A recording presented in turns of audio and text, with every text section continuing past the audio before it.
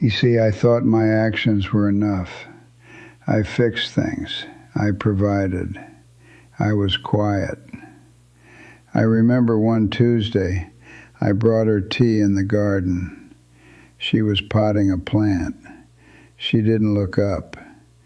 She said, "Arthur, do you ever feel like we're just coexisting?" I laughed it off. I said, "Of course not. We have a good life." I patted her shoulder and walked away. I was scared. I didn't know what else to say. When she got sick, I managed everything. Doctors, medicine, schedules. One night in the hospital, she whispered, "I'm scared." I squeezed her hand and told her the test numbers were good. I gave her facts. She needed comfort. In her last week at home, she asked for that box. She made me promise not to open it until after. I promised. The morning she died, it was raining. She looked at me, started to say something, and then she was just gone. I thought I had more time. After I found that page, I saw our whole life differently. Every time I fixed a sink instead of talking. Every vacation I planned like a project. My love was real, but it was silent. I went to her grave. I said the sentence out loud. The wind blew it away. It felt too late. So I called my son David. I showed him his mother's page. He read it, and his eyes got wet. He told me, "She always knew you loved her, but she wondered if you liked her, if you saw her." That hurt. I told him I was sorry. I told him my life was better because he was my son. We hugged and cried. It was a start. Now I say the sentence to her photo every morning. I tell my granddaughters why they're special. Don't be like me. Don't let your love be quiet. Tell them, say, "My life is beautiful because you are in it." Say it today. Say it every day. And you know what? That box in the attic wasn't the only thing I found. I started looking through our old photo albums. I found a picture of us from our first anniversary. We were at a cheap diner. I was looking at the menu. She was looking at me, smiling. But I was studying the prices. I missed it. I missed her smile. Then I remembered our son's wedding. Maya, his wife, was walking down the aisle. David was crying. Happy tears. Right there in front of everyone. After the ceremony, Eleanor took my hand. She had tears in her eyes, too. She whispered, "Isn't it beautiful?" I said, "The caterers are doing a good job." I said that. About the caterers. She just let go of my hand. Here's the thing. I thought being strong meant being quiet. My father never said "I love you" to my mother. He built her a new porch instead. So I thought that was the way. But Eleanor wasn't my mother. She needed the words. The worst memory? It was a few years ago. She painted a picture. A vase of sunflowers from our garden. She was so proud of it. She hung it in the kitchen. She asked me what I thought. I said, "The perspective is a bit off. The vase doesn't look like it's sitting flat." That's what I said. She just nodded and went quiet. I didn't see her paint again for a long time. I wish I had said the vase was full of light. I wish I had said the flowers looked alive. She was showing me her heart, and I was checking the measurements. You see, I was an engineer. I saw the world and problems to be solved. A leaky faucet was a problem. A sad wife, that was a problem too. But I didn't know how to fix that one. So I'd mow the lawn. I'd balance the checkbook. I thought if I kept everything else perfect, the sadness would just go away. It doesn't work like that. The silence between us got bigger. We'd sit and watch TV. I'd comment on the news. She'd talk about a book she read. We weren't talking to each other. We were just talking near each other. Then she got sick, and I thought, this is a problem I can manage. I made charts. I organized pills. I took notes at every doctor's appointment.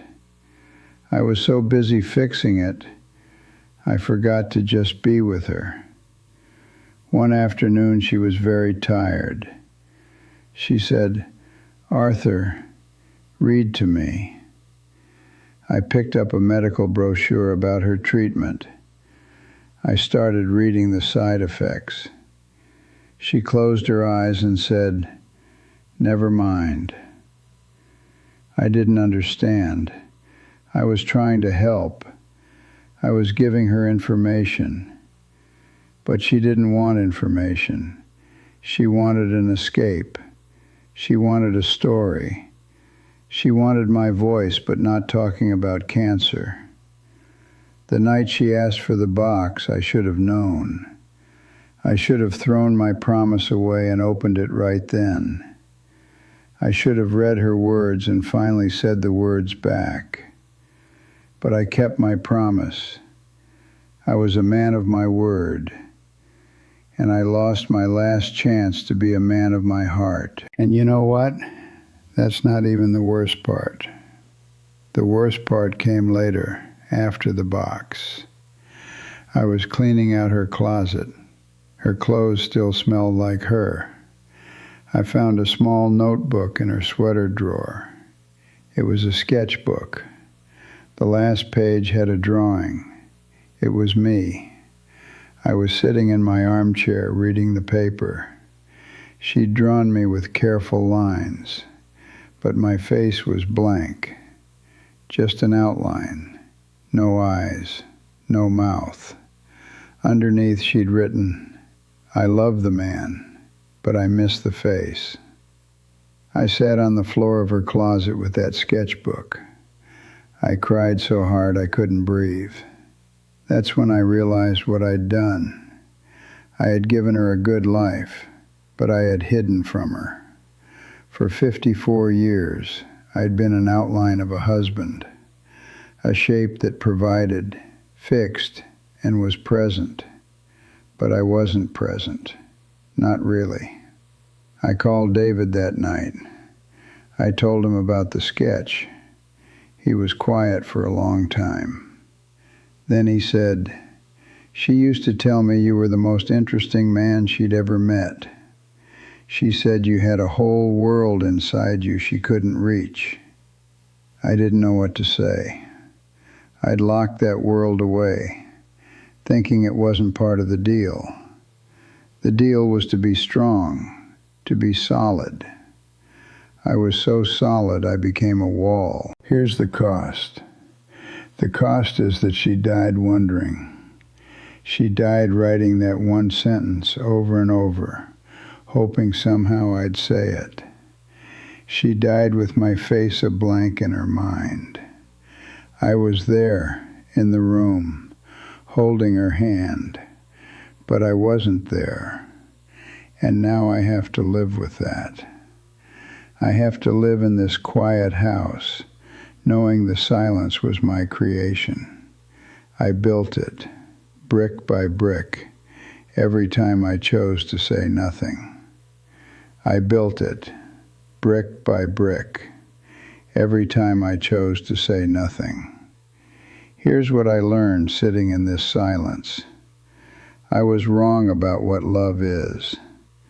I thought love was a structure you built once and then maintained. You check the foundation, you patch the roof, you keep the weather out. But love isn't a house. It's the weather inside the house. It's the sound in the halls. I kept our home in perfect repair, but I let the quiet grow until it was all we could hear. I was wrong about strength, too. I thought being a rock for her meant being silent, immovable. But a rock is just something you sit on. It's cold. It doesn't respond. The night she said she was scared, I gave her statistics. I thought I was being strong by not falling apart with her. But real strength would have been to say, I'm scared too. Let's be scared together. Real strength is vulnerability. It's letting the person you love see the crack in your armor, because that's how their light gets in. Looking back now, I see all the doors I closed. That Tuesday in the garden was a door. Her question was an invitation to a real conversation, and I treated it like a draft I needed to shut out. Her painting was a door. She was handing me a piece of her soul, and I critiqued the frame. Our son's wedding was a door, a moment of pure feeling, and I talked about caterers. I was so busy being the reliable architect of our life that I never stepped inside the room she was trying to build for us. So here is my advice, for what it's worth from a foolish old man. Don't perform. Just be there. You don't need poetry. You just need the plain, true words. My life is better with you in it. That thing you did made me happy. I see you. It's that simple. When they show you their heart in a painting or a story or a quiet fear, don't fix it. Don't analyze it. Just hold it. Say, thank you for showing me. And for God's sake, put down the newspaper. Look up. See their face. Memorize it. The way their eyes crinkle. The specific curve of their smile. Don't let their face become a blank outline in your memory, like mine did in her sketchbook. You still have time, maybe not years, maybe not even months, but you have right now, this evening, this phone call, this morning coffee. That is enough. Start with one sentence, the one you've been carrying around. Say it. It will feel clumsy. It might stick in your throat. Say it anyway. The words are a bridge. I spent a lifetime believing actions had to carry all the weight, but some gaps are too wide. You need the words to cross over. There is hope, even for me, at 79. The silence isn't just empty anymore. When I say that sentence to her photograph, I sometimes feel a warmth, like a shaft of sun through a window. I am learning, too late for her but not for me, not for David and my granddaughters, how to speak. The love was always real. Now, finally, it has a voice. If this story has found you, maybe it's for a reason. Maybe you're the quiet one, or maybe you're the one waiting to hear the words. Wherever you are, don't let this moment pass. If it resonated with you, please let me know. Hit that like button. It's a small thing, but it tells me this message matters, that it's reaching someone who might need to hear it. Subscribe to this channel. Turn on notifications. I don't have many stories left in me, but the ones I do have are about the things that finally, truly matter. But more importantly, talk to me. Tell me in the comments, who is the person you need to say this to? Just a name or their relation. Your wife, your husband, your son. Saying it here, even to strangers, can be the first step to saying it to their face. And if you're willing, share this. Share it with someone who might be living in the same quiet house I built. You never know what door it might open for them. There's a story submission form linked below. If you have a story of a love lost or found or a regret that taught you something, consider sharing it. Your words might be the bridge someone else needs to cross. And if you want to sit with this feeling a little longer, I've been told a book called The Unspoken Language of Love explores this very idea. It's in the description. But before you do any of that, please, put this down. Look around. If the person is there, go to them. If they're not, call them. Don't wait for the perfect moment. The perfect moment is the one you're in right now.